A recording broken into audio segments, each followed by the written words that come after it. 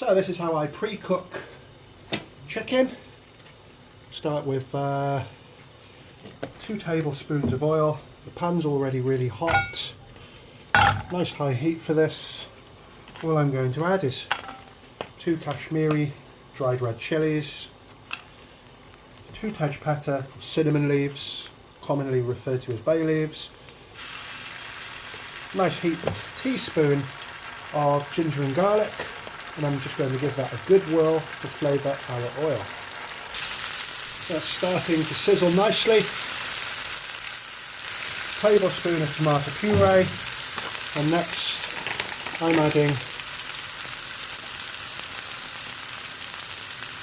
a generous pinch of salt. A lot of people use whole spices, but what happens, those whole spices end up going in the bin. So what I'm doing, generous pinch of garam masala, and it's my superior garam masala recipe that you can find online. Generous pinch of turmeric powder, and I'm just going to take the heat off. I'm going to give that a really good stir now. So it's all stirred and it's not burnt. If you burn it, it's time to start again.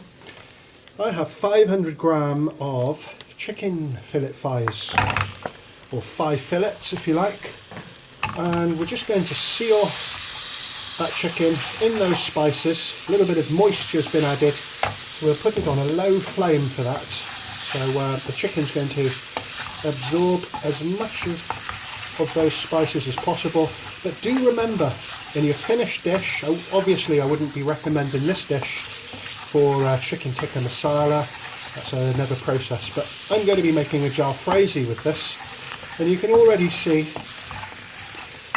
the chicken picking up all those lovely spices. And I'm just going to give that a really good stir now for 3 to 5 minutes, and we'll come back. But do bear in mind, any spices you put in here now, it'll have to be taken into account for when you make your finished dish. So we've already had some turmeric, some garam masala, and some salt. So we're not going to be using that in the finished dish. So we get the best of both worlds, and we'll come back once that chicken's been nicely sealed. So if it starts to dry out, you might find that after a couple of minutes, just add a little bit of water. Doesn't matter about the caramelisation on the bottom of the pan, but you just don't want that to burn. Halfway through now, we'll be back in another 2 minutes or so. There we go, that's about 3 minutes later.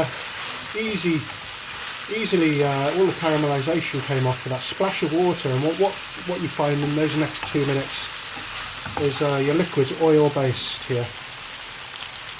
All the water evaporates and you seal your chicken. Smelling and looking good already, but what we're going to do, we've got a good cup of water here that we're going to add to it, just to make sure that chicken is cooked through and it softens along with all those spices and herbs that are going to marinate the chicken. It's just going to be great.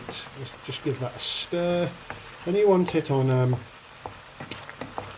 slightly vigorous simmer, so you've got that amazing chicken stock that we're going to be using some of it in the curry. So all I'm going to do is put a lid on that, and I'm going to boil it down for 10 minutes. If you want to see what that looks like, stay tuned for my next recipe. The most popular curry in the British Indian, British Bangladeshi, or whatever you want to call it. Brindian is a really good and better word for it, as in British Indian, or South Asian. You're going to be able to see how we're going to cook this in my chicken jalfrezi video. So stay tuned. Thanks for watching. Hope you found the video useful. There are so many different versions of this. It all depends on your taste. So if you're doing something totally different to how it is in the books, etc., don't worry about it. You're cooking for yourself. But this is going to get fantastic results, and this is how I do it. Thanks for watching.